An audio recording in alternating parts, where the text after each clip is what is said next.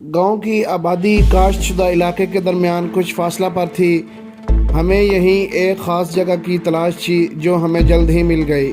یہ گاؤں کے باہر گزرنے والے پہاڑی نالے کے ایک کنارے پر گھنی اور لمبی لمبی جنگلی گھاس کے درمیان ٹوٹی پھوٹی عمارت تھی جو آج سے صدیوں پہلے شاید کسی بادشاہ نے مسافروں کے دم لینے کی تعمیر کی تھی۔ عبد زمانہ کے ہاتھوں اب اس کی صرف باقیات ہی نظر آ رہی تھی۔ عمارت کا وجود کسی کا نیست و نابود ہو چکا تھا۔ ہم لوگ جلد ہی یہاں پہنچ گئے۔ میرے ساتھیوں نے چند منٹ میں ہی ارد گرد کے حالات کا جائزہ لے لیا تھا۔ اس بات کے آثار تو ہمیں مل گئے تھے، یہاں نزدیک بھارتی فوج ضرور موجود ہے، لیکن اس طرف شاید کسی کا دھیان نہیں گیا تھا۔ یوں بھی ہندو ضعیف العقیدہ قوم ہے اور ایسی پرانی عمارات اور کھنڈرات سے متعلق ان کے لاشعور میں چھپا خوف خود بخود سے ایسی کہانیاں و ترتیب دے لیتا ہے وہ اس کے نزدیک بھی نہیں پھٹکتے۔ ہم نے اس خستہ حال سرائے کی چھت پر اپنی اپوزیشن پوسٹ قائم کر لی تھی۔ دو ساتھی نے پہاڑی نالے کے طرف آنے والے راستے کے سامنے مورچہ لگا لیا تھا اور باقی عمارت ہی میں پھیل گئے تھے۔ سب سے پہلے ضروری تھا میں اپنے جوانوں کے لیے کچھ نہ کچھ کھانے پینے کا بندوبست کروں۔ ہماری پشت پر بندے تھیلوں میں چند ہنگامی ادویات اور کچھ بھنے ہوئے چنے موجود تھے۔ چونکہ ہمارا قیام یہاں منصوبے کے مطابق مختصر تھا، اس لیے سامان رسد طلب بھی اسی تناسب سے ہم نے رکھا ہوا تھا۔ منصوبے کے مطابق تو ہمیں اس وقت پاکستانی سرحد میں ہونا چاہیے تھا۔ اب یہ الگ بات ہے، ہم ابھی تک بھارتی فوج کے نرغے میں پھنسے ہوئے تھے۔ جوانوں نے ایک مٹھی بھر چنے کھا کر گزارا کیا۔ ہماری پانی کی بوتلیں بھی خالی ہو رہی تھیں۔ پہاڑی نالے سے ہم نے پانی پیا تھا۔ سب سے پہلے شہید کے لیے مغفرت کی دعا کی، پھر ہم نے 2 گھنٹے آرام کے لیے مخصوص کر دیے۔ میرے جوان بضد تھے کہ سب سے پہلے آرام میں کروں، لیکن میرے لیے ایسا سوچنا بھی ممکن نہیں تھا۔ میں نے سختی سے اپنے نوجوانوں کی خواہش کو ٹھکرا دیا۔ میں پہلے 2 گھنٹے کے لیے او پی ڈیوٹی کا فیصلہ کیا۔ یہی سوچ کر اپنی دوربین تھامے میں چھت پر چلا گیا۔ چھت کے ایک محفوظ کونے میں ایک ٹوٹی ہوئی دیوار سے ٹیک لگا کر میں بیٹھ گیا۔ یہاں سے سامنے کا منظر بڑا صاف اور واضح نظر آ رہا تھا۔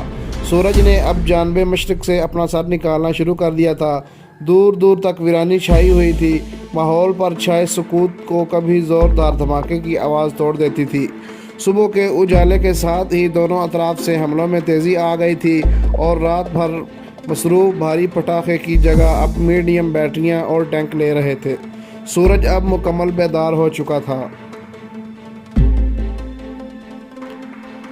اچانک ہی میں نے مغربی سمت سے آسمان پر دھاڑ سنی۔ اس کے ساتھ ہی پاکستان ایئر فورس کے شاہین بھارتی فضاؤں کے کلیجے پر مونگ دلتے نمودار ہوئے۔ مجھے فوراً احساس ہوا کہ پاک فضائیہ نے اپنے آرمی کے جانبازوں کو بھلایا نہیں۔ وہ لوگ جانتے تھے کہ ہم آرمڈ ڈویژن کے جبڑوں میں پھنسے ہوئے ہیں۔ پاکستان فضائیہ نے صبح ہوتے ہی اس آرمڈ ڈویژن کو نیست و نابود کرنے کی ابتدا کر دی تھی۔ یہ اس سلسلے میں پی ایف اے کی پہلی فارمیشن تھی۔ میری بے قراری نظریں جموں کے سمت جانے والی سڑک کو بالکل اوپر درختوں جتنی اونچائی پر دھاڑتے شہیدوں کو بے اختیار بلائیں لینے لگی۔ وہ ایک کے بعد ایک غوطہ لگا کر نیچے آتے اور اپنی گنوں سے دشمن کنوائے پر جہنم کا دہانہ کھول دیتے۔ ہوا بازوں کے طیارے کمال وفاداری کا ثبوت دے رہے تھے۔ وہ فضا کو چیرتے ہوئے گولی کی سی رفتار سے نیچے آتے اور اپنی گن سائٹ کو ٹھکانے پر لا کر راکٹوں کا بٹن دباتے اور اپنے پروں تلے موجود غنیم کے لشکروں کو اس کے بے پناہ طاقتور اسلحہ سمیت ڈھیر بنا کر اسی تیزی سے اوپر اٹھ جاتے۔ اپنے شہینوں کو اس طرح دشمن پر ریگتے دیکھ کر میرے بدن میں بجلیاں کودنے لگی تھیں، لیکن میں کچھ کرنے سے لاچار تھا۔ یہ حملے اس لیے کیے جا رہے تھے کہ دشمن کو زیادہ سے زیادہ دیر تک الجھایا جائے اور کمانڈوز کو نکل جانے کا موقع مل جائے۔ پہلی فارمیشن میرے دیکھتے ہی دیکھتے اپنا کام تمام کر کے واپس روانہ ہو گئی۔ اسی کی عین واپسی کے لمحات پر بھارتی طیاروں کا ایک سکواڈرن نمودار ہوا، لیکن وہ ان جانوں کی گرد کو بھی نہ پا سکا۔ جب تک وہ لوگ آسمان کی بلندیوں سے نیچے اترتے، پاک فضائیہ کے شاہین نیچی پرواز کرتے ہوئے بڑی تیزی سے اپنی سرحدوں کو مرجات کر جاتے۔ ایک کے بعد دوسری اور پھر تیسری فارمیشن نمودار ہوئی۔ مجھے یہاں سے دشمن کے لشکر تو نظر نہیں آ رہے تھے، لیکن ایمونیشن کے دھماکے اور آگ اور دھواں میں بخوبی دیکھ سکتا تھا۔ اس دوران دشمن کی اینٹی کرافٹ گنیں بھی بیدار ہو گئی تھی اور جیسے ہی کوئی فارمیشن پاکستان کی طرف حملہ آور ہوتی ہیں یہ لوگ آسمان پر گولوں اور گولیوں کا جال بن رہے تھے، لیکن آفرین ہے ان شہبازوں کو، وہ اس جال کے عین درمیان سے راستہ بنا کر نیچے آتے اور دشمن کو آٹے دال کا بھاؤ بتا کر واپس لوٹ جاتے۔ یہ سلسلہ دوپہر گئے تک جاری رہا۔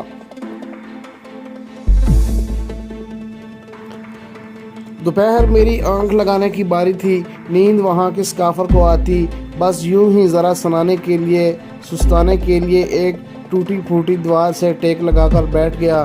ابھی مجھے لیٹے بمشکل آدھ گھنٹہ ہی گزرا تھا جب پہرے پر موجود میرے ساتھی نے مجھے دشمن کی موجودگی کی اطلاع دی۔ میں اس کے ساتھ ہی بھاگم بھاگ اوپر منزل پر پہنچا جہاں ہم نے اپنی چیک پوسٹ قائم کر رکھی تھی۔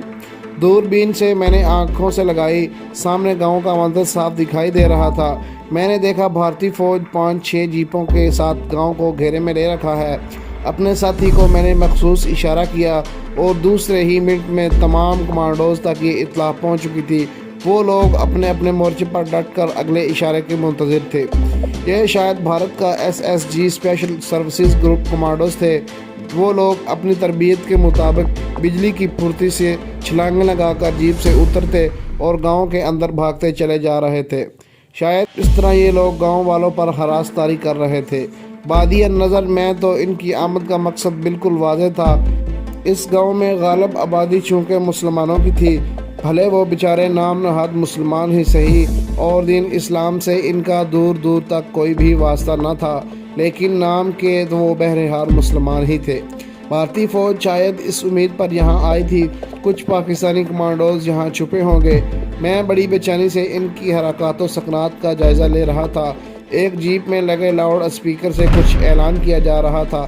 یہاں آواز صاف سنائی نہیں دے رہی تھی، لیکن میں تصور کر سکتا تھا کہ یہ لوگ کچھ کہہ رہے ہیں۔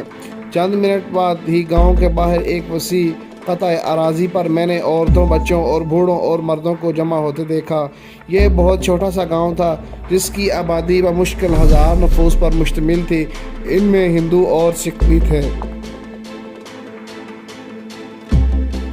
میرے دیکھتے ہی دیکھتے ان لوگوں نے اس مجمع کے وہ 2 گروپ بنا دیے۔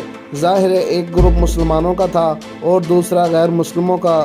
پھر مسلمانوں کے گروپ میں سے انہوں نے 10-12 نوجوانوں کو الگ کیا اور ان سے کچھ پوچھنے لگے۔ ان بیچاروں کے پاس بھارتی فوج کے سوالات کا کوئی جواب نہیں تھا۔ میرے دیکھتے ہی دیکھتے بھارتی سور میں ان پر ٹوٹ پڑے اور رائفلوں کے بٹ سے انہیں وحشیوں کی طرح مارنے لگے۔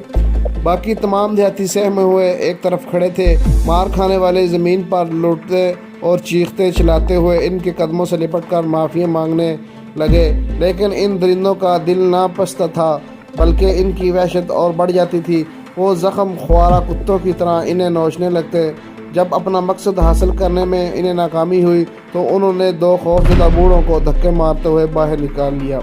اس کے بعد شاید وہاں موجود باقی لوگوں کو دھمکی دی گئی، کیونکہ میں نے انہیں باجماعت ہندوؤں کے سامنے ہاتھ باندھتے ہوئے دیکھا۔ 3-4 منٹ اسی جان لیوا منظر کی بھینٹ چڑھ گئے۔ پھر ریٹ ٹٹ کی آواز سنائی دی۔ اگلا منظر دیکھنے سے پہلے میں نے جھٹکے سے دوربین آنکھوں سے پرے ہٹا لی۔ میرے ساتھ کھڑے نائب صوبیدار نے شاید کئی لاشعوری عمل کے تابع بڑی آہستگی سے دوربین میرے ہاتھوں سے تھام لی۔ بمشکل 1-8 منٹ بعد اس نے وہی دہرایا اور دوربین بڑے احترام کے ساتھ مجھے تھما دی۔ میں نے اس کی آنکھوں میں جھانکا تو وہاں خون تیرتا محسوس ہوا۔ یہ ان بے گناہ بدقسمت اور مقبوضہ کشمیری مسلمان گوجروں کا خون تھا جو نہ جانے کیوں اب تک بھارت میں موجود تھے، اور آج جب بھارتی فوج کی گولیوں نے ان کی جان لی تھی، یہی خون میرے ساتھی کی آنکھوں میں اتر آیا تھا۔ وہ میری طرف بڑی امید افزا نظروں سے دیکھ رہا تھا، شاید اس حکم کا منتظر تھا آگے بڑھے اور ان بے گناہ مسلمانوں کا خون کا مول ابھی چکا دے۔ لیکن مجھے اس کے علاوہ بھی کچھ سوچنا تھا۔ ابتدا ہی میں نے قدرت نے میرے نازک کندھوں پر بڑی حساس ذمہ داریاں لاد دی تھیں۔ میرا دل بھی خون کے آنسو رو رہا تھا، میری شریانوں میں بھی انگارے تڑپنے لگے تھے۔ جی چاہتا تھا ایک ایک کافر کو جسم کو 1000 ٹکڑے گولیاں کر کے بنا دوں۔ بحیثیت کمانڈر ان لوگوں کے تمام برے بھلے اعمال کی ذمہ داری مجھ پر عائد ہوتی تھی۔ میرا فی الوقت یہ فرض تھا جس طرح بھی ممکن ہو اپنے ان جیالوں اور شیر دل کمانڈوز کو بھارتی فوج کے جبڑوں سے نکال کر بعافیت اپنی سرحد تک لے جاؤں، کیونکہ یہ لوگ میری ملت کا بہت قیمتی اثاثہ تھے اور انہیں ابھی ایک بہت لمبی لڑائی دشمن سے لڑنی تھی۔ میں نے ان کی طرف دیکھے بغیر دوربین آنکھوں سے لگا لی۔ منظر کی وحشت ناکی میں مزید اضافے ہونے لگے۔ دونوں بدقسمت بوڑھے تڑپ تڑپ کر جان دے چکے تھے اور کچھ عورتیں اور بچے ان کے گرد گھیرا ڈالے اونچی آواز میں بیان کر رہے تھے۔ میں پتھر کی مورت بنا اس کی طرف آنکھوں سے دوربین لگائے کھڑا تھا۔ میرے دیکھتے ہی دیکھتے وہاں ایک تیز رفتار ٹرک آ کر رکا۔ کچھ نوجوان عورتوں کو بازوؤں سے کھینچتے ہوئے وہ لوگ ٹرک میں پھینکنے لگے۔ باقی لوگ بھی بیان کرنے لگے، لیکن بھارتی بھیڑیے کہکے لگاتے ہوئے لڑکیاں لے کر چلے گئے۔ آنن فانن جیپیں بھی وہاں سٹارٹ ہو گئیں۔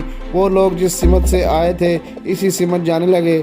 ابھی بمشکل جیپوں نے چند گز کا فاصلہ ہی طے کیا تھا جب اچانک آسمان پر مشرق کی سمت سے دھاڑیں گونجنے لگیں اور چند سیکنڈ بعد ہی رعد کی طرح کڑکتے ہوئے پاک فضائیہ کے شاہین فرشتہ اجل بن کر ان کے سروں پر غوطہ-زن تھے۔